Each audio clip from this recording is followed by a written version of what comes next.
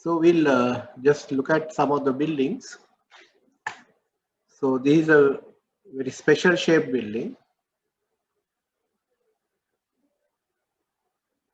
and so this what we call clear point. And in this particular building, there were large cantilevers, like this beam cantilevers about over 4 meters. And how all that is made possible is by using pre-stressed concrete. So this the tendons of the beam starts somewhere here on the other side of the wall, and this all kept there using this pre-stressing.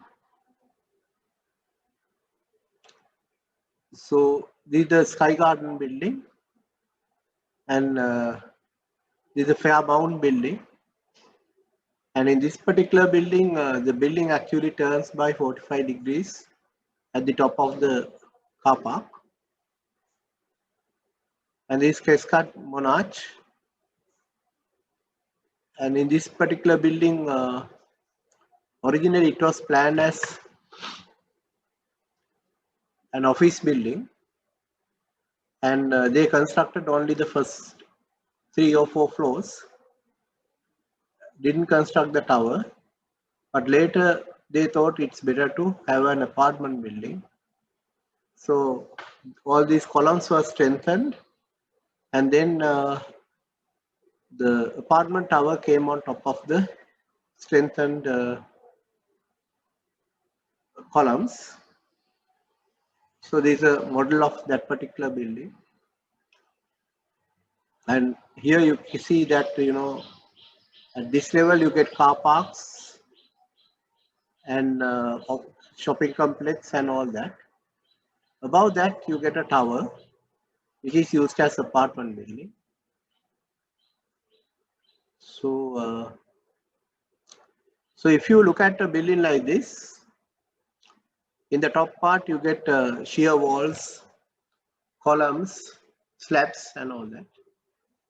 Then sometimes what you find is the requirement of the car parking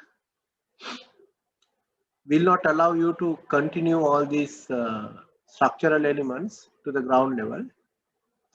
So which means you have to now change the building. So to make this change possible, we use what we call a transfer plate. And using a transfer plate, it's possible to transfer the loads from above to few columns below. And then these columns also have to be supported. And the columns can be supported using the pile caps. And if you want, you can even model the piles as well. So the vertical load resisting system. So in a tall building, you get 2 systems. One is the vertical load resisting system. The other one is the lateral load resisting system. So sometimes one can serve both as well. So if you look at the basic vertical load resisting system, it will consist of columns, walls, pile caps, piles. And if you look at the size of the columns, they will not be the usual small columns. They will be massive columns of the size of something like 1 meter by 1 meter, and sometimes to make sure that you can do the car parking easily, we go with elongated columns, something like 0.6 meter by 1.4 meter. And when you consider the concrete walls, the minimum thickness is about 200 millimeter, but 225 and 250 are a bit easier to cast. And 250 is actually can be cast easily, whereas 200 needs little extra effort in casting. And anything above 250 can be constructed very easily. And So on the other hand, one of the latest, one of the new additions to the system is called diagrids, and it's a kind of a diagonal arrangement of vertical members, so that it can actually help in resisting lateral loads as well as vertical loads. So what is used in Altea building is a diagrid arrangement. So if I go up, so in this particular building, you can see the diagonal arrangement, which is called a diagrid. So this is a diagonal arrangement and it's called a diagrid. And these verticals will allow the loads to be transferred. And if you look at this, you can see these diagonals are double height. That means, within one diagonal, you get two flows. If you have a closer look, you will see that, within one V shape member, you get two flows. So, and the middle flow is actually connected only, and it is, and every other flow, you get a proper connection between the diagrid and the flow, whereas the intermediate flow is just connected to the diagrid system. So that's a new addition to the structural systems that you can use.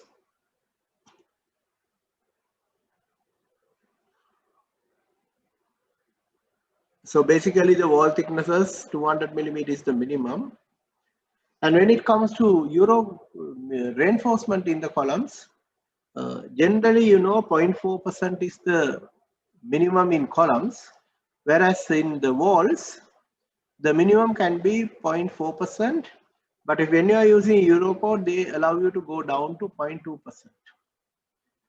And but what actually happens is in the lower floors, most of these vertical members, walls, columns, all will be fully loaded.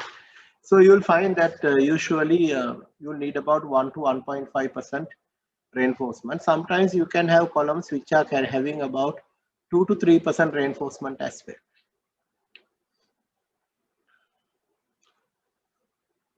Then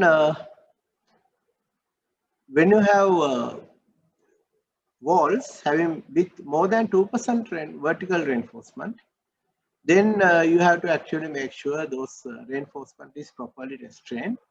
Otherwise, in a wall, you can simply have vertical bars, horizontal bars, and some linking bars, but these need not satisfy the link requirement for columns. The link requirement for columns is, generally we have a general rule, something like, the link spacing can vary between 8 times diameters to 20 times diameters. And early in the British codes, we used to limit it to 12 times diameters of the largest, of the smallest vertical bar. So these all to make sure that, when the column is heavily reinforced, which means the column reinforcement will be in compression and the reinforcement will not buckle. To prevent buckling of the reinforcement, you need to have a certain restraint for the reinforcement. So, but in the case of columns, you will find that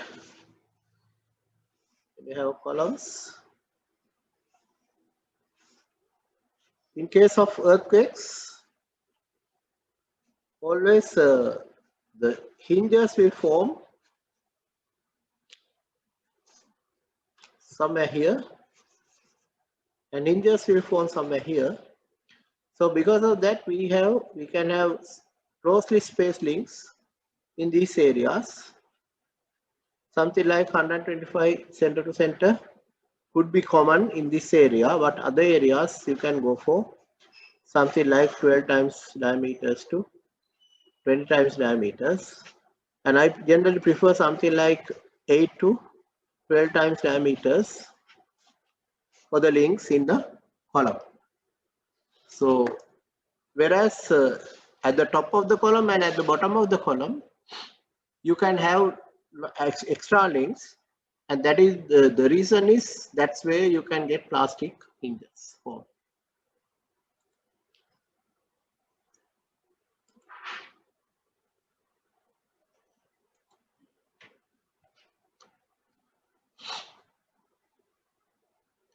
So if you detail a tall building properly, what actually happens in an earthquake is, during the earthquake periods are very low. So that means the earthquake is the earthquake waves change the direction very fast. So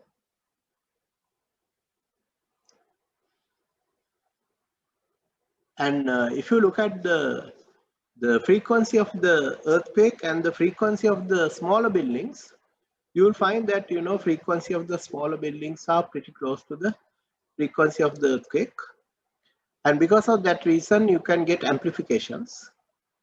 Whereas in the case of large buildings, it might take about 4 seconds to complete one cycle. So the natural period of vibration may be about 4 seconds. So whereas the earthquake changes very rapidly.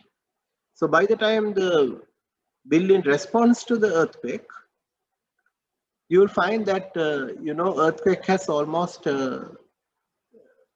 over. So you will find the big building, large building will complete only about 3 to 4 cycles before the earthquake, which may be lasting only about 15 to 20 seconds, completes. So because of that reason, you will find that most of the time the large tall buildings are safer in earthquakes than the smaller buildings. So generally large buildings are safer in earthquakes. So to make sure the building remains safe, you have to take some precautions. And actually the main precaution you take is we'll ensure that the concrete is properly confined at the places where the plastic hinges can occur.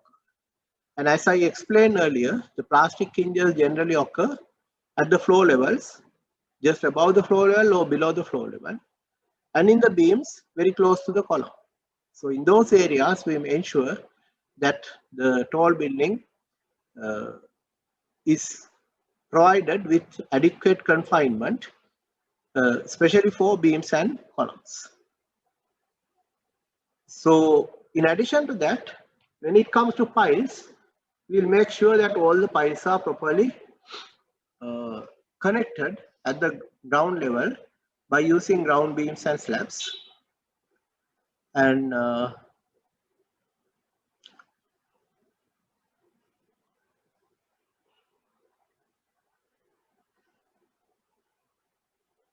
I will come to this particular point in a little later, because it's generally when you are designing beams, we make sure that the span sections of the beams are designed for slightly higher moments that can occur due to various differential shortening that can occur in the tall building. So we'll discuss that point in a moment.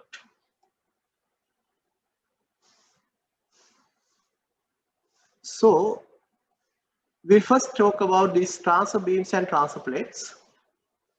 So when you have a tall building, one of the requirements in Sri Lankan context is that you have to ensure that car parking requirements are met. So for example, if you have apartment building where each apartment is less than 200 square meters but greater than 50 square meters, so that means between 50 to 200 square meters, each apartment should be provided with one car parking space. So if you have an apartment building with 200 apartments, then you have to ensure that 200 car parking spaces. And each car park is 4.8 meters by 2.4 meters. So when you look at this particular figure, you will find that in most of these buildings you will do something like this.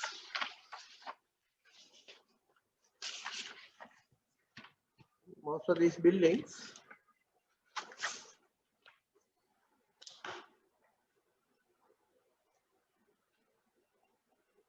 now each car park space is 2.4 meters by 4.8 meters.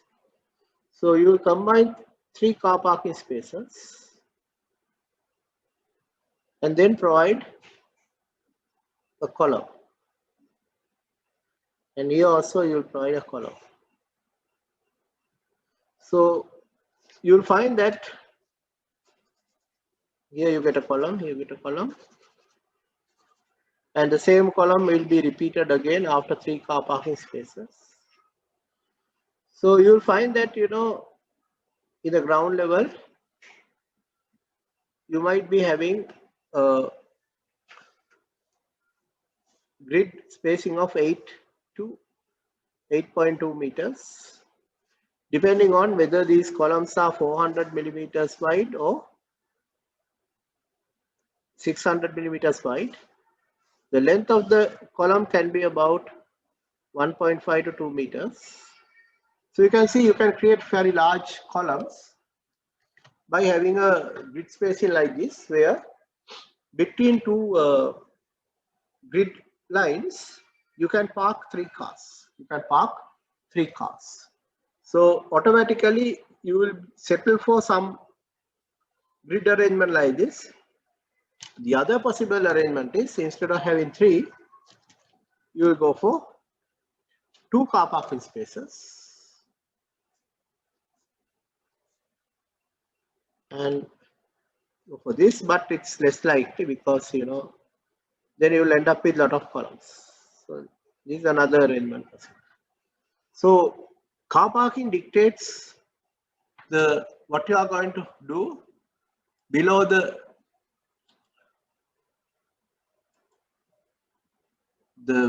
main building level or the tower level. So in the lower floors you will need a lot of car parking. So a building may have about 3 to 4 floors of car parking. And in those areas, you don't like to have too many columns. So we'll be going for something like this. Makes the column spacing to be in the grid of 7.6 to 8 meters. And actually it can be said that it's about 8 to 8.2 meters. So in addition to this, when you have a car park, you need to have the access road. And if you are allowing two-way traffic, then you need 7.3 meters. If you are allowing two-way traffic, then you need 7.3 meters.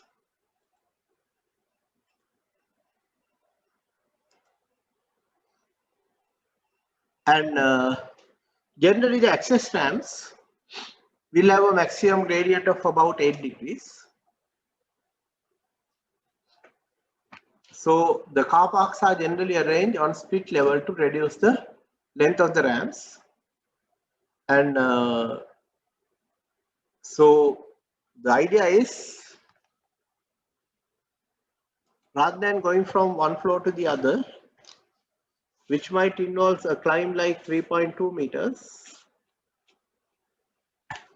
So when you have 2 floors, you will arrange one set of car parks here, other here, the other one here.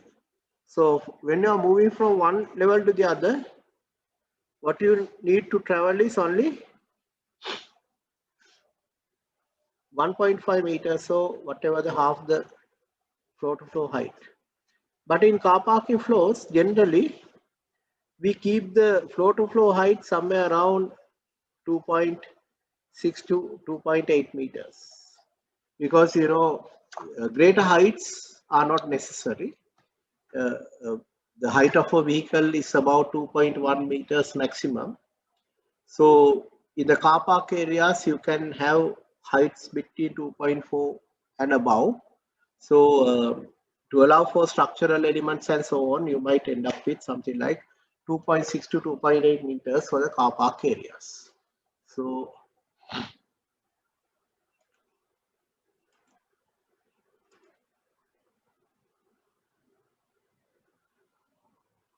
if you look at the grid of apartments and hotels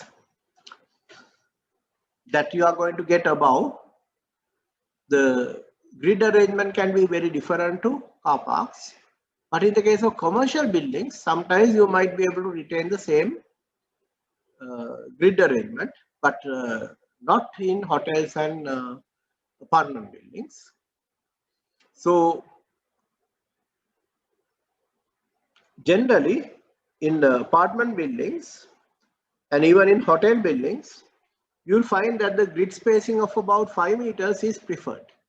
Grid spacing in the range of 5 meters is preferred. The reason is, in apartment buildings, we don't like to have a very large floor-to-floor height. We like the floor-to-floor height of the apartment building to be reduced so that the overall height of the building can be reduced. And because when the overall height of the building is reduced, we can actually reduce the height of the facade. And in doing so, we can save some money. So to keep the beam depths at reasonable value like 500 millimeters in apartment buildings, you will go for something like 4 to 5 meter spacing in the case of apartment floors. So you can see there's a problem. The problem is in the car park area, the grid you need is about 8 to 8.2 meters, whereas in the apartment building, the grid you like is something like 5 meters. So this will actually result in what we call the transfer beams or transfer plate. And so we have to see how these can be dealt with. So if you look at this particular building, it's called Sky Garden building. And in this particular building, the building actually turns by 45 degrees at this level. So basically you need below that is the car park area. So you need fairly deep beams arranged in a grid, fairly deep beams arranged in a grid, so that this will act like a transfer member, where you can see in the upper part of the building is very different to the actual building at the lower part. So in addition, what we have talked is the vertical load resistance system, where we need one set of arrangement above the transfer plate and another set of arrangement below the transfer plate. So now we'll talk about the horizontal load resistance system or the lateral load resistance system, because these tall buildings are subject to very high wind loads. So we have to make sure those loads are resisted without resulting in too high accelerations and movements. So we need a very good lateral load resistance system to resist the wind loads and occasionally earthquake loads as well. Right? Sometimes, although we design the building for earthquakes, an earthquake of significant magnitude might not hit the building throughout its lifespan. But and this is true even for an area having a fairly high incidence of earthquakes. So basically, even if you consider some place like Nepal or Iran, where the earthquakes can happen easily, an earthquake hitting some particular area twice in a short period is very remote. It's very remote. So although we hear that earthquake has occurred in these regions, they will not occur at the same place. They will be, say, a few hundred kilometers apart. So because of that reason, the chance of a building being hit by 2 or 3 earthquakes is very remote. So but still, because earthquakes can cause a lot of damage, we generally tend to take enough precautions in buildings against earthquakes. Then to resist the lateral loads, as we have already learned, we can use concrete walls that we call shear walls. And the next topic we are going to learn after this discussion is what we call coupled shear walls. So that means, when two shear walls are in the same plane, we can connect the two shear walls. For example, if you have one shear wall here, another shear wall here, and it's possible to have a beam connecting the shear walls. So what actually happens is, if there is no connection, then just a pin connection, then all these walls will behave independently. But when you connect it with a beam, then the beam deforms, and at each floor level there's a beam that deforms like this. Originally the beam is horizontal, but due to the deformation of the walls, these will deform. So because of that reason, you will find that this combined system can act together, and that can actually share the bending moments more effectively while reducing the magnitude of the bending moments as well. So I'll show you how all this happens in a moment when we start discussing the next topic. So what actually happens is, these coupled shear wall systems can be much more efficient than the individual shear wall systems. So we'll learn about it so that we can understand how the buildings behave. And then the other option that you have is, instead of individual shear walls, we can have shear walls in assemblies, which we call cores, shear cores. We can have something called shear core. The idea of the shear core is that you will get lifts, and in the shear core also, what we do is we close the door opening that is on one side with a deep beam, so that the whole thing will behave more like a closed box rather than open box. And if you take two cardboard boxes, one is like this, the other one is like this, A and B, and A will be much stronger than B. So what we do is, when you have a situation like B, we connect it with a structural element like a beam, so that it behaves as if it is closed. So that way we can improve the efficiency of the shear core. So that's why you see always, when you have a concrete shaft to accommodate the lift, we always, the spacing above the door is cast with concrete, and you will get the core behaving almost like a closed box.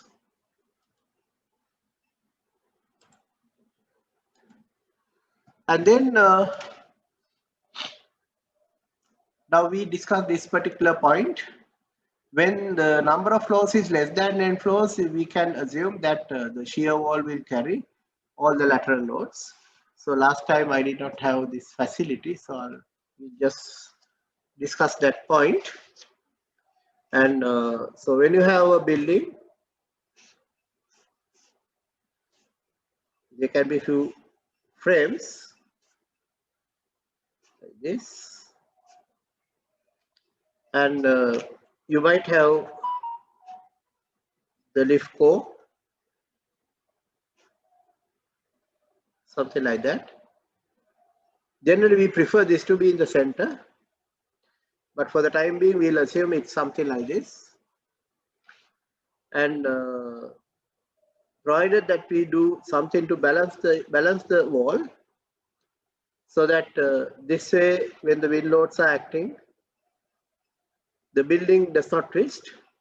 This way, when the wind loads are acting, again, you can see these lengths are the same. So again, the wall structure will not twist. If you can arrange the structure this way, then we can say all lateral loads are taken by shear walls, and all the vertical loads by the frame. So what you have to do is, when you are designing the frame is like this. So you get supports. So when you are designing the frame, at a particular floor level, you will consider a simplified subframe like this.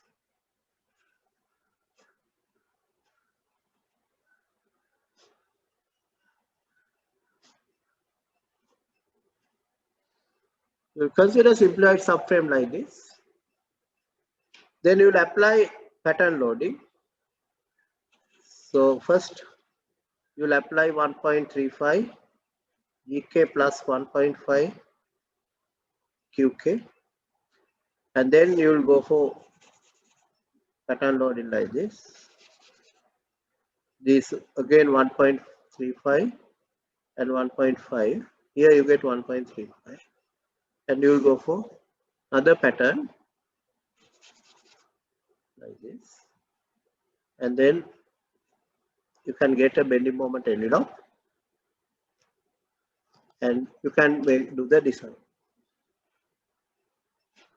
Get an envelope, then you can do the design. And in addition to that, because the frame columns are not carrying any lateral loads, you can find the bending moment in the columns also by using a simplified subframe like this. So although the building is having 10 floors, you are not going to analyze all 10 floors. You will select one of the floors and then do a simplified subframe like this, and then perform the analysis to get the bending moments that you need to use for design. And when it comes to the lateral loads, you take the shear walls and say they are all subjected to lateral loads, and design it as a cantilever. And the special feature of cantilever is statically determinate. Statically determinate. So the bending moment at any height, the load is W at any height X, the overall height is H. The bending moment is given by W H minus X squared divided by 2. That is W times H minus X will give the centroid, and then H minus X by 2 will give the distance to the centroid. So the bending moment is equal to the force multiplied by lever arm. So you will get the bending moment at any level as W times H minus X over 2, X squared divided by 2, which means the structure can be analyzed without using the computer. You can simply analyze the structure without using the computer. So that's the advantage of using this particular assumption, that all the lateral loads are carried by the frame. All the lateral loads are carried by the walls, and the frames will carry only the vertical loads. So the designs can be done easily with simplified methods. So we'll share the screen. Okay. So what happens above the 15 floors is what we have learned already, and that is the wall will become flexible above the certain height, like above 10 floors, the wall will be more flexible. And the frame, and we have learned this already, cantilever mode and the shear mode. And as a result of this interaction, we'll get some deformation like this. We get a deformation like this in the actual building. So that is considering the wall and frame interaction together. And we need to go for proper 2D or 3D modeling. And then outriggers, bearing beams, tubular structures, or any of those can be used when the structure is stored.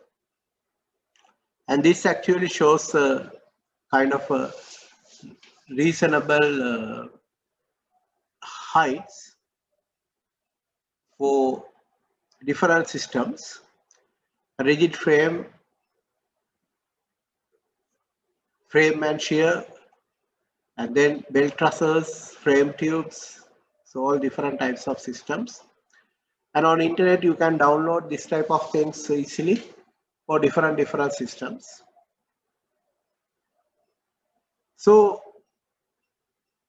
when we move away from the general boundary of about 10 floors, we have to think seriously about how to generate a model of the building.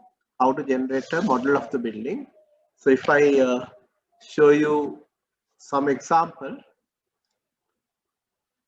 we looked at this particular model, and so you can see you have to create a mathematical model of the structure, and the mathematical model need not be exactly the same like the actual model, actual structure.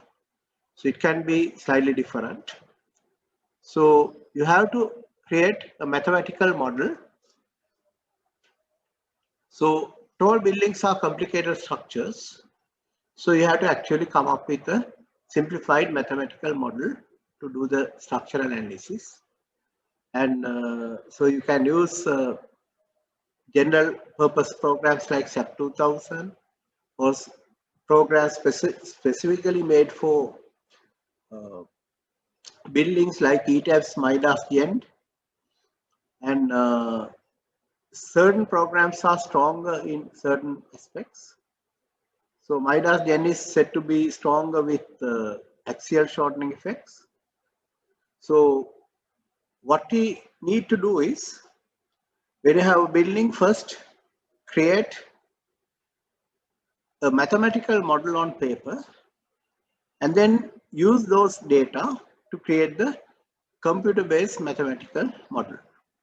So the first thing is to create the mathematical model, and to create the mathematical model of the actual structure, you have to find the member sizes for the structure.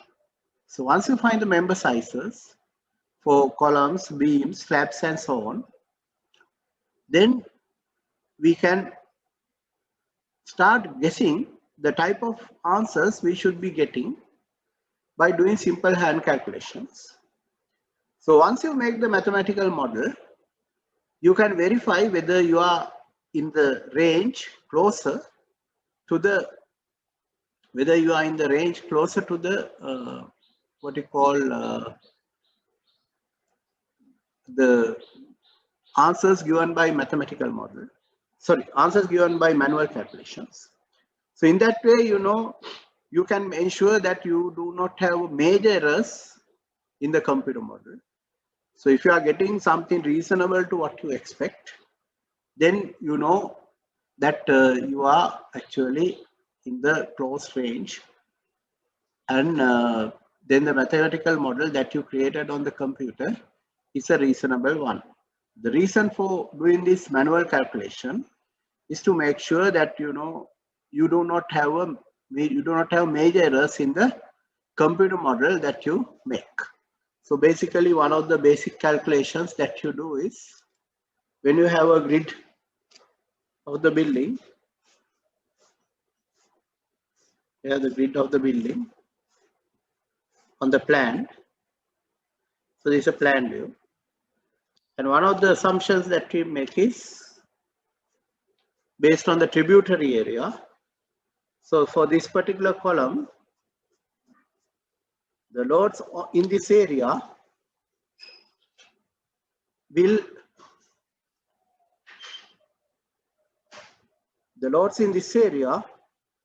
be transferred to this column, and in the case of edge column, the load on this particular area will be transferred onto this column. So this way we can work out approximately the load that we can expect on the column per flow, and when you know the number of flows, you can see whether the answers that you get from the computer model are reasonable or not. And similarly, even for beams, you will have some idea. The beam moments should be in the range of WS card over 11 or WS card over 12. That range, the bending moments in the beam should be in a particular range like that. So this way, you know, you can have some idea about the answers you should be getting from the mathematical model. And then if you are not getting that type of answers, then you can always revisit the mathematical model and see why you are not getting the expected answers.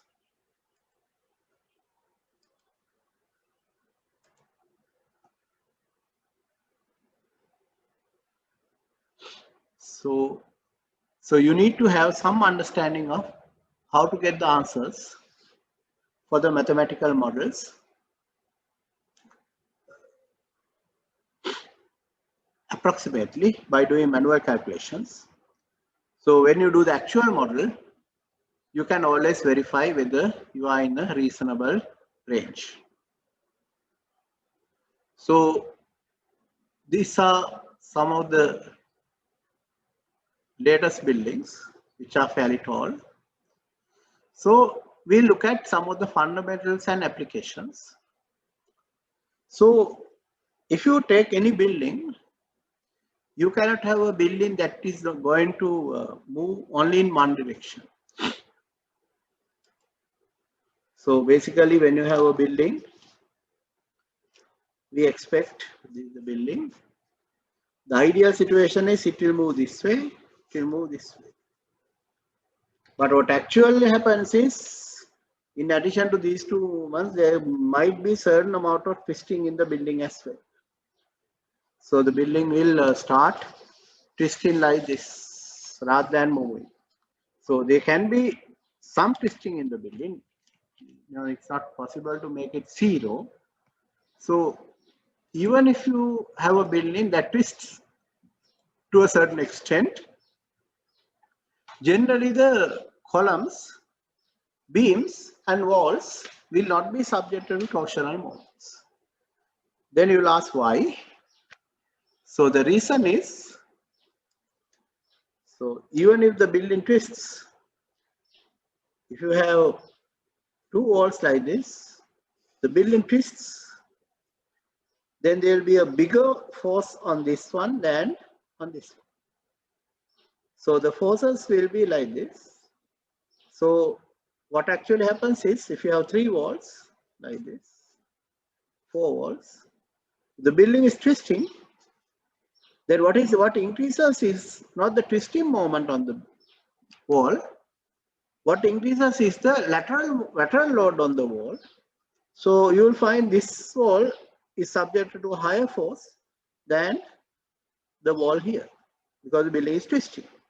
So even if the building is twisting, still you will not get torsional moments acting on walls, slabs, walls, beams and columns.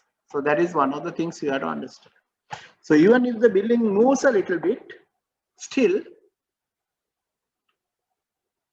the individual members will not be subjected to any torsional effects. Then you will ask why this torsional effect is so important. The reason is, most of these concrete elements are very good in carrying axial forces. They are also good in carrying bending moments, but they are not very good in carrying torsional moments. So because of that reason, we like the beams and columns not carrying any torsion, The good news is, even if the building twists a little, we actually should try our best to minimize this twisting. But still, if it twists a little, still the columns and beams will not be subject to torsional moments. Then the next thing you have to understand is, when you have beams, generally the beams resist bending moments about one axis. So basically, when you have a beam, the beam will always bend only in one direction. So when you have a beam loaded, it will bend like this, and the axis of bending will be given by like this. So the axis of bending will be something like that. And generally you don't get beams which are going to bend in two different axes. So generally beams will always bend only about one axis. That's a general rule. And there could be exceptions, but you have to look for it. And generally the shear also will be due to this particular bending. So shear will be critical only about one axis. But when it comes to columns can be loaded from two different directions. So columns can be subjected to biaxial bending, but still columns will not be subjected to torsion. So even in a building that twists a little, still the columns will not be subjected to torsion.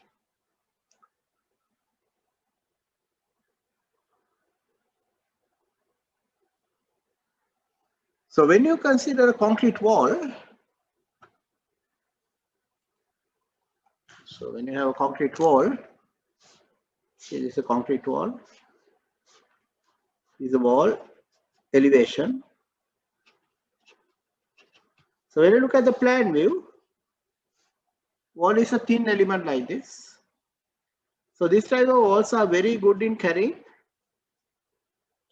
loads like this, because it's, if you take the second mode of area about the axis of bending, so I value is given by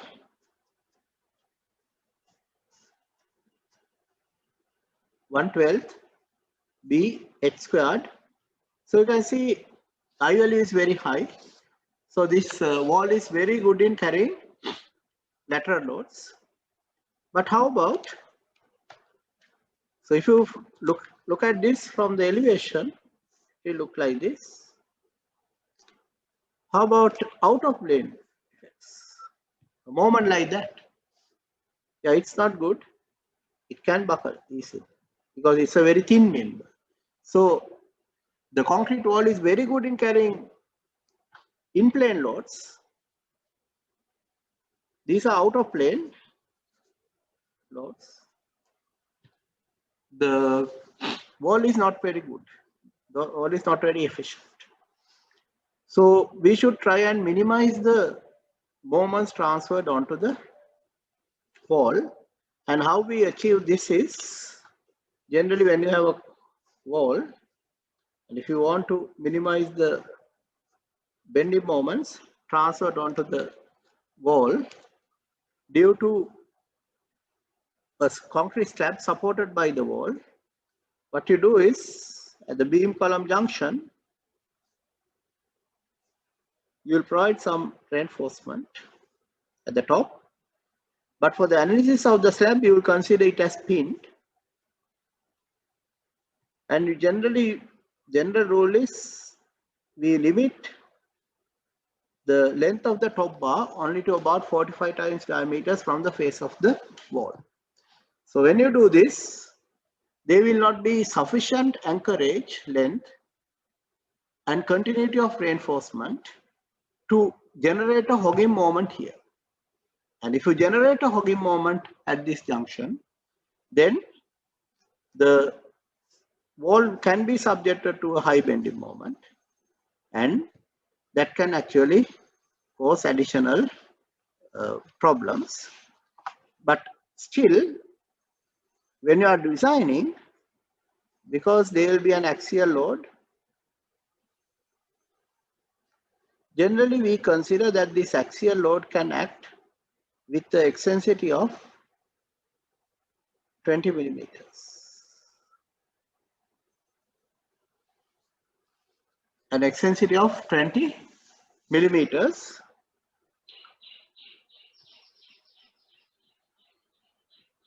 When you are designing the wall. So, and this is due to accidental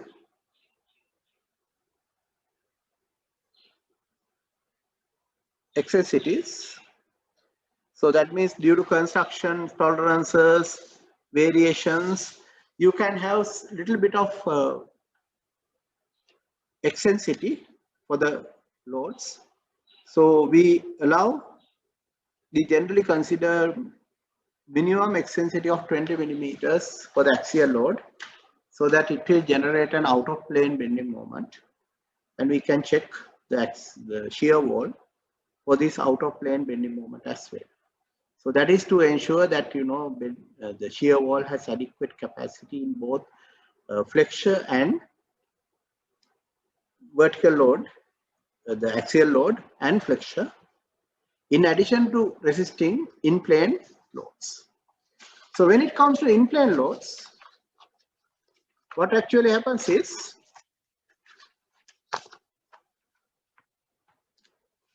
the wall will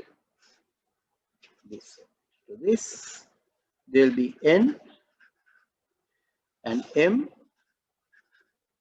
So you will get, if you want, you can consider this wall as one with two end zones. Then you can find NOBH, MOBH squared, and then you can find the reinforcement that you need by using the interaction chart as we discussed last time. On the other hand, so this is one method. The other method is, if the axial loads are sufficiently large, you can consider that it will be due to two different systems like this. This N over BH, this M over Z, so that you can end up with an arrangement like this. So this NOH BH minus MOZ. On this side you get NOBH plus MOZ. So that type of arrangement can be sorted out. And when you are designing also, you will consider 1 meter length here, and consider all this will be acting over a wall of 1 meter length. And for this, you can actually calculate the corresponding bending moment as well, out of plane bending moment. Then what you do is you will go for NOBH and MOBH squared not about this axis. Here we are considering it about this particular axis. But when you are designing this, we consider 1 meter length and design the column. Design as a column subjected to an axial load N and M, where M is about this axis. So this way we can find the reinforcement required to carry the in-plane axial force and the out-of-plane in-plane axial load plus the out-of-plane moment. So this way we can design the reinforcement in the wall. So there are two ways of designing a reinforcement in the wall. One method is consider it as a column and go with the column interaction chart as we discussed last time. The other method is to consider that it behaves like this one, in the elastic range, and find the stress distribution, and then find the corresponding additional moment and consider 1 meter length and decide the reinforcement on 1 meter length basis, so that you can work out the total amount of reinforcement that you need. But generally when you are doing this, you will not go beyond the midpoint, because the reason is when the wind is acting this way, the wind can act this way also. So there's no point in detailing the wall this side, because when the wind reverses, what has happened here will happen on this side. So what we do is we'll do the calculations only up to the midpoint and select the reinforcement requirement in the wall. So those are two different methods of designing a concrete wall. So either design it as a column, or else design it as a uncracked section subjected to axial load and bending moment. So both these methods are acceptable to most of the design standards.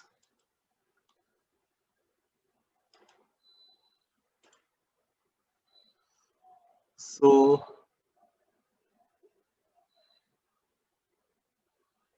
and generally slabs will carry loads in flexure and can act as rigid diaphragms to ensure the deflection at a given flow will represent a global translation and rotation. So basically this is what we call rigid diaphragm effect. So the slab will act like a rigid diaphragm, so that you cannot have deformations within a flow. So all the deformations that occur at a particular flow level can be related to the lateral deformation and the rotation. The reason is slab is going to act like a rigid diaphragm. That means slab is not going to deform on its own plane. So those are the things, and there are many more things to be discussed. So we take a break because it's already close to 1 hour has passed.